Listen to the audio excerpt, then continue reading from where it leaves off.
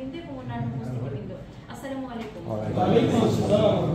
আমরা আসলে খুব অল্প কিছু দিবসের সামনে কিন্তু মহান কথাটা ব্যবহার করি। তো এইটা মহান কথাটা মহান মে দিবসের পূর্বে এজন্যই ব্যবহার করা হয়েছে যে আমরা শ্রমিকদের মূল্যায়ন করতে চাই। বাংলাদেশের মধ্যে একটি উন্নয়নশীল দেশে যেখানে আমাদের শতকরা 70% মানুষ আসলে কৃষি পেশার সাথে জড়িত, কেউ কৃষি শ্রম দেয়, কেউ ইন্ডাস্ট্রিতে শ্রম দিচ্ছে, কেউ আমাদের যানবাহন খাতে শ্রম দিচ্ছে, কোনো না কোনো ভাবেই কিন্তু আমরা শ্রমিক। আমরা যারা সরকারি চাকরি করছি, আমরা দৈনিক যে আমাদের ডিউটিটা পালন করছি, এখানেও শ্রম দিচ্ছি। কিন্তু তো আমরা রাষ্ট্রের কাছে দায়বদ্ধ। রাষ্ট্র আমরা যারা সরকারি চাকরি করি একটা নির্দিষ্ট কর্মঘণ্টার জন্য আমাদের পে করছি, কিন্তু শ্রমিকদের বিষয়টা কিন্তু সম্পূর্ণটাই আলাদা। তারা তাদের মাথার ঘাম পায়ে ফেলে তাদের পরিশ্রমটা দেয়, কিন্তু আমরা সেই হিসাবে কিন্তু তাদের সঠিক যে মূল্যায়ন, তাদের সঠিক যে পারিশ্রমিক দিতে পারি না। এবং এইটাকে এই যে শ্রমিকদের অধিকার, এই অধিকার লঙ্ঘিত হচ্ছে সেই আমাদের 18-17 শতকের পর থেকেই, যার প্রয়োজনে এই মে দিবসের সূচনা হয়েছে। আমরা জানি যে 18 শতকের দিকে যখন ইউরোপে শিল্প বিপ্লব শুরু হয়, যখন বিভিন্ন ইন্ডাস্ট্রিগুলো বিকশিত হতে থাকে, তখন প্রচুর শ্রমিক দরকার হয়, শ্রম দরকার হয়। এই জন্য ওই সময়টা কিন্তু যারা মালিক পক্ষ থাকেন তারা সাধারণ মানুষের উপর অমানসিক অত্যাচার শুরু করে।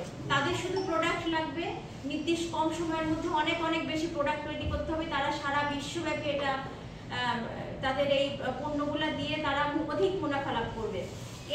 এই মানে তাদের এই টেন্ডেন্সি থেকেই কিন্তু তারা শ্রমিকদের উপর অত্যাচার শুরু করে এবং তাদের দিয়ে 16 ঘন্টা 18 ঘন্টা পর্যন্ত কাজ করিয়েছে।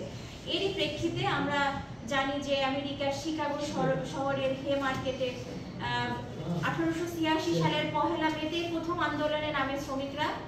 যদিও ওই দিনই প্রথম না, পূর্ববর্তী থেকেই তারা আন্দোলনের পরিকল্পনা করছে বা সংগঠিত হতে থাকে, কিন্তু আনুষ্ঠানিকভাবে ওই দিনে তারা আন্দোলনে নামে এবং তারা তাদের কর্মঘণ্টা 8 ঘন্টা, 16 থেকে নামিয়ে 8 ঘন্টা, এবং তারা সঠিক যে পারিশ্রমিক সেটার দাবিতে তারা আন্দোলন শুরু করে। এবং তার 2 দিন পরে অর্থাৎ 3রা মেতে এই আন্দোলনের উপর পুলিশের গুলিবর্ষণে 10 জন মারা যায়। তারপর থেকে কিন্তু ব্যাপক হারে আন্দোলনের মাধ্যমে এই 1 মে, যেখানে আন্তর্জাতিকভাবে সারা বিশ্বব্যাপী শ্রমিকদের স্বীকৃতি দেওয়া হয় এবং আজকের এই দিনে সারা বিশ্বব্যাপী পালিত হচ্ছে। তো আমাদের যারা শ্রমিক আছেন, যারা দেশের বাইরে আমাদের জন্য রেমিটেন্স পাঠাচ্ছেন, তারা কিন্তু অমানসিক পরিশ্রম করছেন আমাদের দেশের রেমিটেন্স দিয়ে আমাদের দেশটাকে স্বাবলম্বী করে তোলার জন্য।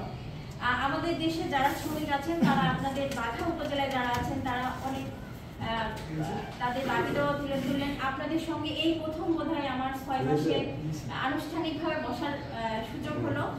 তো আমি আসলে কৃতজ্ঞতা প্রকাশ করছি এই জন্য যে একটা দিবস উপলক্ষে সবার সঙ্গে পরিচিত হওয়ার সুযোগ পেলেন। আপনারা সিএনজি স্ট্যান্ড নিয়ে সমস্যার কথা বলেছেন। আসলে আমাদের আইন শৃঙ্খলা কমিটিগুলোতে, মিটিংগুলোতে আমরা এই বিষয়টা নিয়ে আলোচনা করে থাকি।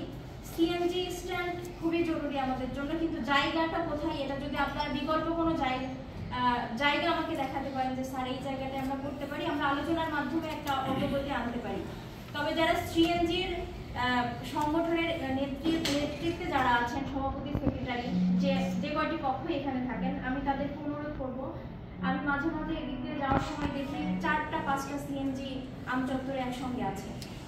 আপনাদের কাছে অনুরোধ থাকবে এটা অত্যাধিক যানজট সৃষ্টি করবেন না। একটা গাড়ি যাবে, 2টা গাড়ি দাঁড়াবে, একটা গাড়ি যাত্রী নিয়ে চলে যাবে, পরবর্তী গাড়িটা ওয়েট করবে, আরেকটা গাড়ি আসলে একটা সুশৃঙ্খল থাকে, ওখানে যানজট তৈরি হয় না।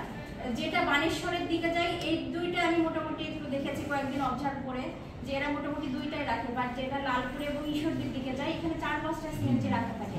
তো আপনাদের প্রতি অনুরোধ থাকবে আপনারা এই জিনিসটা মেনটেন করবেন। আমরা সর্বক্ষেত্রে আইন প্রয়োগ করতে চাই না। আপনারাও শ্রমিক, আপনারা যেটা করেন পেটের দায়ী করেন, একটু বেশি লাভের জন্যই করেন। শ্রমিক মালিকরা যেটা করে শ্রমিকদের উপর অত্যাচার, আপনারা তো অধিকার আছে একটু মুনাফা করার, কিন্তু আমরা জনভোগান্তি বাড়াতে চাই না আমাদের কোনো কাজের দ্বারা গেলে। তো সেক্ষেত্রে আপনাদের দৃষ্টি দেওয়ার জন্য অনুরোধ জানাবো। আর সিএনজি স্ট্যান্ডের কথাটা আমাদের মাথায় আছে, থাকবে। আপনাদের সহযোগিতা নিয়ে ইনশাআল্লাহ আমরা কাজ করব।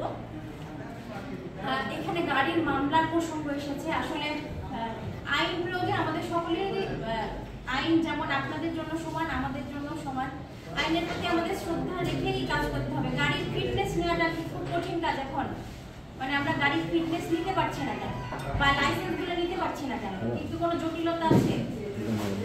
একজন যদি একটু বলেন।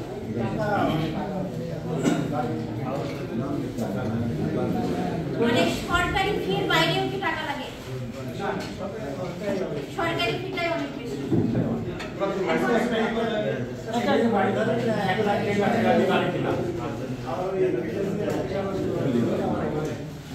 আচ্ছা ঠিক আছে, আমরা বুঝতে পেরেছি। এখন